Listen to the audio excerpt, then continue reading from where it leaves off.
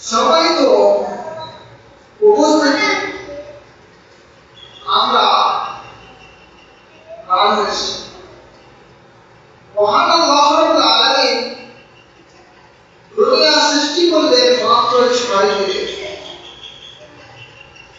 আল্লাহ রাব্বুল আলামিন দুনিয়া 6 দিনে সৃষ্টি করার পরে যে জাতিকে দুনিয়াতে পাঠালেন সর্বপ্রথম, সেটা হলো জিন জাতি। তারপরে আল্লাহ রাব্বুল আলামিন পাঠালেন মানুষ জাতিকে। অর্থাৎ আল্লাহ রাব্বুল আলামিন ইবাদতের জন্য যে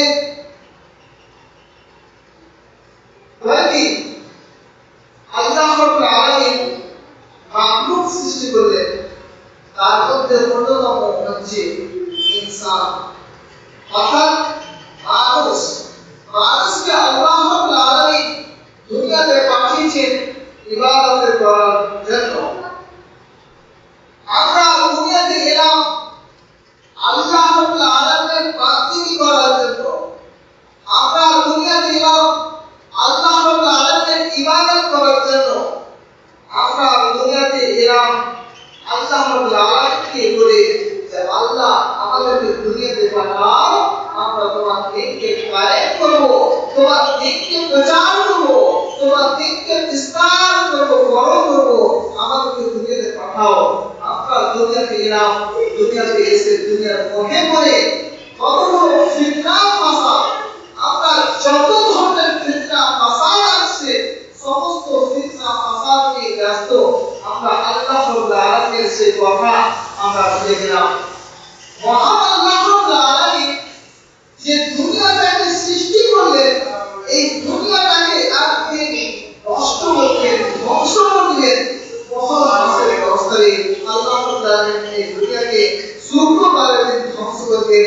কিন্তু রাসূল সাল্লাল্লাহু আলাইহি ওয়াসাল্লাম বলেন, দুনিয়া যখন ধ্বংস হতে যাবে, দুনিয়া যখন ধ্বংস হবে, তার আগে কতগুলো আমার উম্মতের মাঝে যেগুলো ফিতনা ফাসাদ করবে তারা অবশ্যই ঘটাবে। আর এই ফিতনা ফাসাদ না ঘটা পর্যন্ত কখনোই কিয়ামত হবে না। কথা বুঝতে পেরেছেন? আল্লাহ রাসূল সাল্লাল্লাহু আলাইহি ওয়াসাল্লাম বলেছেন, আমার উম্মতের মাঝে ফিতনা ফাসাদ এমন ভাবে করে যাবে, আর এই ফিতনা ফাসাদ হওয়ার কারণে কিয়ামত অতি সত্তর হয়ে যাবে। তার মধ্যে অন্যতম যেটা ফিতনা ফাসাদ, যেটা হচ্ছে আমার উম্মত হার হয়ে যাবে। কি হবে? হার হয়ে যাবে। যেমন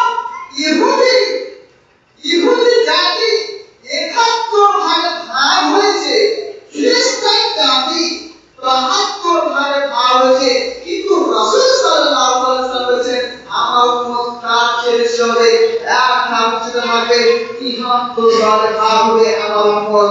আর এই ৭৩ ভাগে ভাগ হওয়ার পরে একটা দল থাকবে সত্য, বাকি ৭২টা দল থাকবে জাহান্নামে। তারা পথ ভ্রষ্ট করবে, তারাকে দেখে মনে হবে আলেম, তারাকে পড়ে দেখে হবে তারা বুদ্ধিজীবী। তারা আল্লাহ রাসূল সাল্লাল্লাহু আলাইহি ওয়াসাল্লাম একজন সাহাবী বলেছেন, আল্লাহ রাসূল এদের মধ্যে ৭৩ ভাগ্য হবে, একজন হবে সত্য, বাকি ৭২টা হবে ফিতনা।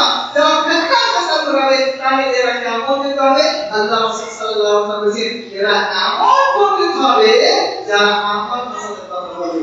অর্থাৎ আরবি ভাষায় কথা বলবে, কিন্তু আরবি ভাষায় কথা বলার পরে তারা ফিতনা ঘটাবে। তারা উচ্চ মাকামে শিক্ষা গ্রহণ করবে, উচ্চ মাকামে শিক্ষা গ্রহণ করার পরেও দুনিয়াতে তারা ফিতনা ফাসাদ ঘটাবে। তারা নবী রাসূলের সুন্নাত করবে, তারা বুঝিয়ে দেবে, তারা বলবে যে এসো আমরা সঠিক পথে আছি, কিন্তু সঠিক পথে এসে তারাকে দেখে তারা ফিতনা ফাসাদ করবে।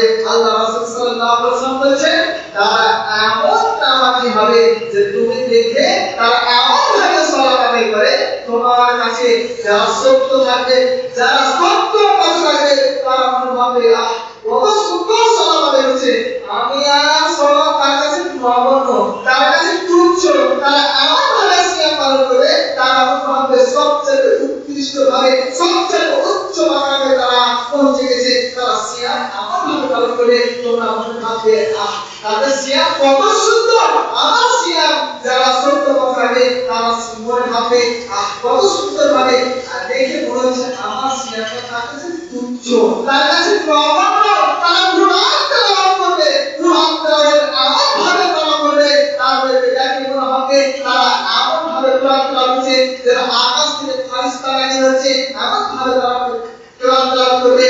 আর কোরআন তেলাওয়াত শোনার পরে তোমরা মনে হবে আমাদের কত সুন্দর লাগছে, আমরা তাদের কাছে নগণ্য, তাদের কাছে নগণ্য, তাদের কাছে আমাদের সুর, আমাদের সেই কণ্ঠ কোনো কিছু নাই। কিন্তু রাসূল সাল্লাল্লাহু আলাইহি ওয়াসাল্লাম বলেছেন তাদের সেই কোরআন তাদের গলার ভিতরে থাকে, কখনোই উঠতে থাকবে না, তাদের গলা থেকে উচ্চ স্বরে বের হবে ঠিকই, কিন্তু তাদের গলা থেকে অন্য গলা কখনো পৌঁছাবে না।